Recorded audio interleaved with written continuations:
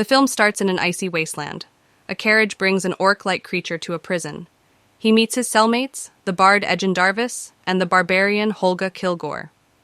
The orc attempts to make a pass at Holga, who responds by breaking his knees and smashing his face. The following day, Edgin and Holga are brought before the Absolution Council to state their case for an appeal for their pardon. Edgin begins by telling his backstory to the council to give context for why he and Holga are there.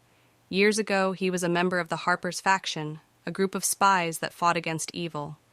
Edgin was married to Zia and had a daughter, Kira. Tragedy struck when a group of red wizards attacked Edgin's home and killed Zia, leaving him a widowed father and turning his back on the Harpers. As he struggled to provide for himself and Kira, he met Holga, who was banished from her tribe for falling in love with an outsider. Despite trying to live honestly, Edgin and Holga resorted to thievery, and Holga became like a surrogate parent to Kira. Edgin and Holga later teamed up with rookie sorcerer Simon Almar and the rogue Forge Fitzwilliam to steal from others. Things changed when they met a wizard named Sophina. She requested their help to rob Corin's Keep, a Harper stronghold filled with riches. While Edgin refused at first, Forge convinced him when he told Edgin that the keep contains the Tablet of Reawakening, which he realized he can use to bring Zia back to life. The plan went sour when Sophina's true intentions were revealed, and she used a time-freezing spell to trap Edgin and Holga. Edgin gave Forge the tablet and asks him to look after Kira, while Simon also managed to get away. Edgin finishes the story as he waits for a council member named Jarnathan to show up. Once he does, Edgin and Holga use Jarnathan, who is a bird creature, to break through the window and fly out, even though the council approved their pardon. Now free, the two thieves resolve to relocate Forge so that Edgin may reclaim the tablet and get Kira back. They go to a pub and find a flyer that reveals that Forge is now Lord of Neverwinter. The duo travel to Neverwinter, which is preparing for the annual High Games. They reunite with Kira, who is more excited to see Holga, who calls Kira Bug, than her own father, as she thinks Edgin abandoned her for selfish reasons. They all meet with Forge, who used the riches stolen from Corin's Keep to make himself the Lord of Neverwinter. Forge also reveals that he has Sophina working with him as his advisor. Edgin then learns that Forge has been telling Kira that he was arrested for stealing riches and not because of the Tablet of Reawakening. When he and Holga attempt to get Forge, Sophina uses her magic to trap them. He has the two captured by his guards and set to be imprisoned, but Sophina tells the guards to execute them. Holga fights off the guards to allow herself and Edgin to escape once again. They decide that they need to plan a heist to get Kira out of Forge's castle, but they need a team. With the High Games coming up, other lords from other kingdoms will bring their riches together to Forge's vault, where the tablet is, and they can use the riches to pay their team. Edgin and Holga go looking for Simon, who is performing magic tricks for entertainment. He uses the tricks as a diversion while casting a spell to steal the audience's gold and trinkets. The people go after him, so Simon uses the spells he knows to try and escape, nearly getting himself killed until he runs into Edgin and Holga. He is on board with taking down Forge, but he reminds the two that the place will be heavily guarded. Simon then tells them of someone he knows who can help. The three go to find Doric, a young druid that Simon had tried to court, but Doric found him unappealing. They watch as a young woman is set to be executed by having her limbs pulled off by a horse. Only the horse turns out to be Doric in disguise. She transforms into her owl-bear form and knocks the villains around before freeing the woman. Afterwards, the trio approaches Doric, who does not trust humans because her own family abandoned her for being a tiefling. She gives her own reasoning for wanting to take down Forge, since he had her people imprisoned or killed for questioning his rule, so she wants to fight for the other druids. In her quarters, Sophina speaks to her master, the Lich Sastam. He entrusts her with their ultimate plan, which Sophina hopes to use Forge in, succeeding with their ultimate goal. Afterward, Sophina joins Forge as he meets with other lords to discuss plans for the High Games, but Sophina detects the presence of Doric, who has shapeshifted into a fly to spy on Forge's meeting. Forge's guards go after her, but she manages to change shape to whatever works for her so she can escape and return to the rest of the team.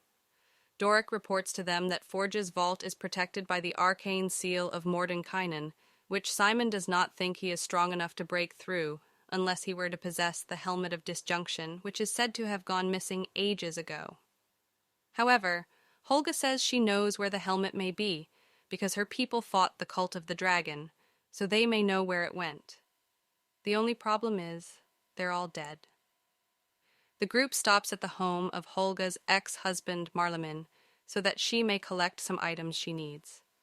While Marlemin has moved on to another barbarian woman, he wishes Holga well, despite their differences. The team arrives at a graveyard full of bodies that fought in the Evermoors long ago. With Simon's magic, the bodies are only able to stay alive for up to 5 questions asked to them. They have to go through multiple corpses to find out where the Helmet of Disjunction went, since many of the warriors died passing it on to one another. The last corpse they speak to tells them that the helmet was passed on to a Thayan, where the Red Wizards come from, named Senk Yendar, who promised to keep it safe. Edgen doesn't trust Thayan since they killed Zia, but Simon and Doric have heard of Zenk's stories as a paladin, and even Holga is able to back up the stories of his heroics. The team shows up to witness some of Zenk's heroics when he rescues a tiger child from a sea creature that swallowed it. They meet with him after to ask him to help take down Forge. He brings them together to explain the history of the Red Wizards. Sas-Tam planned to raise an undead army by enslaving the people of the land. Zenk ponders as to what Forge would gain if he is working with the Red Wizards. Zenk only agrees to join the team when Edgen agrees to distribute Forge's wealth among the people of Neverwinter. On their way to the helmet, Zenk talks about how he witnessed the unholy power of Sas-Tam and how it corrupted good people to be slaves to evil, which is why he moved away from the way of the Red Wizards and used his skills for good. Zenk just managed to escape the Red Wizard's spell, which is why he bears a mark on his forehead.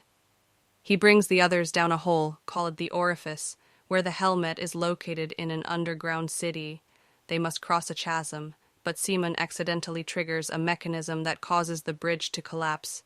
Luckily, Holga is carrying what she thought was a cane, but Simon finds that it is called a hither-thither staff, which opens portals and allows them to make it safely across the chasm. Once the group reaches the helmet, they are confronted by Thayans. Zenk fights them, but since they are undead, they don't stay down. As they run, they are found by the very fat dragon Themberkaud, who chases them after devouring the Thayans. Edgen is nearly eaten until Zenk stabs the dragon in the head. Unfortunately, it doesn't die and traps the heroes in a cavern that begins filling with water. Edgen comes up with a plan for Holga to provoke Themberchaud before Simon uses a spell to blast a hole in the cavern and allow them to swim to the surface. After making it to the shore, Zenk bids the others farewell as he returns home. Simon attempts to take control of the helmet, finding himself meeting his ancestor, Elminster Aumar, who doubts Simon's capabilities and doesn't allow him to attune with it. Simon keeps trying for hours but continues to get rejected. The team's morale is brought down, and Simon and Doric plan to leave. But Edgen does his best to keep their spirits up.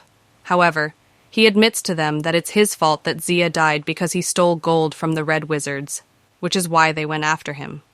With Holga's encouragement, the team comes up with a new plan to break into Forge's vault by using the staff to make their way inside. The team uses a portrait to open one portal as a carriage of Forge's treasures makes its way into Neverwinter for the start of the High Sun Games. While they manage to sneak in, the entrance to the portal gets blocked when the portrait falls face down on the floor. Edgen encourages them to proceed by improvising. Simon uses a brief illusion of Edgen playing a song to distract the guards, but it starts to go wrong when Simon gets his foot stuck. Once inside, Holga fights more guards while Simon tries once more to attune with the helmet. Elminster confronts him again and attempts to reject him once more, but Simon punches him, and this allows him to attune with the helmet. He uses his newfound magic capabilities to help fight the guards. Simon and Holga find the vault, but it is empty, making the team realize Forge moved his riches somewhere else. They, plus Doric, get incapacitated and captured. Edgen is tricked by Sophina posing as Kira. When Forge comes in, he plans to have them all locked up, but Edgen suggests that Forge allow them to compete in the games, to which Sofina agrees, but for the possibility that they will die there.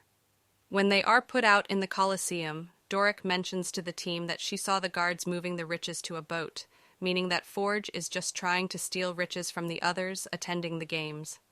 The event starts with the team competing alongside others as they are put through a treacherous maze filled with creatures and traps, like the infamous gelatinous cube. While the other players are not very lucky, Doric comes up with a plan to allow her and her friends to teleport out of there. The heroes makes it to the dock where they find the boat with Forge's riches and the riches stolen by him. He brings Kira as he tries to make her think Edgin is going to run away again. But after Edgin explains himself, Forge shows his true colors to Kira by holding a knife to her throat so that the heroes may step back from the riches. Holga throws a potato at his face, causing him to let Kira go. She joins her father and his friends as they hop on the boat and steal the riches, with Simon using a spell to cause a wave of water to hit Forge. Kira forgives Edgin as they reconcile. Just as they are setting sail, the heroes witness a dark cloud forming in the sky as Sofina is setting her plan into motion, which is to use a Thayan horn, the one that Edgin and Holga got arrested for stealing, to enslave all the attendees of the games as part of the Red Wizard army. The team makes their way back to Neverwinter to put a stop to Sofina. While she succeeds in getting the members of the Neverwinter Council, the heroes return, and Simon uses the staff to make a portal from the boat to the hot air balloon, causing all the riches from the boat to spill out into the streets, and causing the people to run out of the Colosseum, foiling Sofina's plan. The Red Wizard catches the heroes and battles them, using her spell to get a large stone dragon to attack them. While she uses other traps and trick, the team bombards Sofina with attacks before she seems to stop them using the same time-freezing spell she used against them before. She gloats about her victory until it turns out she was the one tricked, because Kira used a medallion that causes her to become invisible so that they can strap a magic-suppressing cuff on her as Simon countered her spell. Doric turns into her owlbear form to thrash Sofina around before hurling her into a wall that crumbles and finally crushes her. While the team celebrates their victory, they find that Holga was mortally wounded in the fight, and she dies. Kira weeps over her, and Edgin realizes Holga was the closest thing Kira had to a mom growing up, so he decides to use the Tablet of Reawakening to revive Holga. The team joins the citizens to celebrate the end of the games and their forming of a new family. Meanwhile, Forge tries to run for it, but is captured by Zank. Later on, Lord Neverember reawakens since Sofina is gone, and he awards the heroes medals for saving Neverwinter. Forge is imprisoned and tries to make an appeal for his pardon by telling his own tragic backstory, but the council doesn't care for it.